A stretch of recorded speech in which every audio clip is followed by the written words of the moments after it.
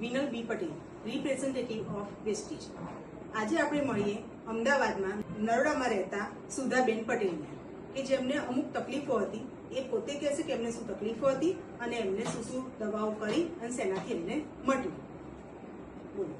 મને વર્ષ દોઢ વર્ષ પહેલા ઢીંચણનો દુખાવો હતો અને પગ પણ બહુ દુખતા હતા અને ફાટતા હતા અને ઢીંચણમાં પણ ચાલવામાં તકલીફ પડતી હતી, સીડીઓ ચડવામાં તકલીફ પડતી હતી।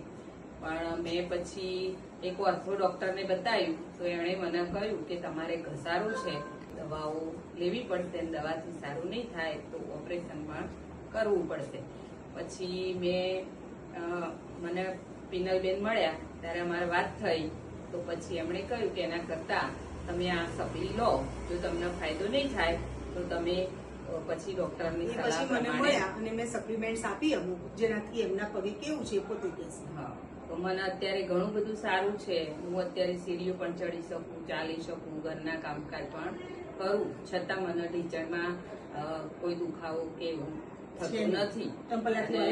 હા, પલાઠી પણ વાળી શકું છું અને સારું એવી ફાયદો થયો છે અને એ કોર્સ મેં વર્ષ પછી ફરી પણ કરી દીધો છે અને એનાથી પણ ઘણો બધો ફાયદો થાય છે।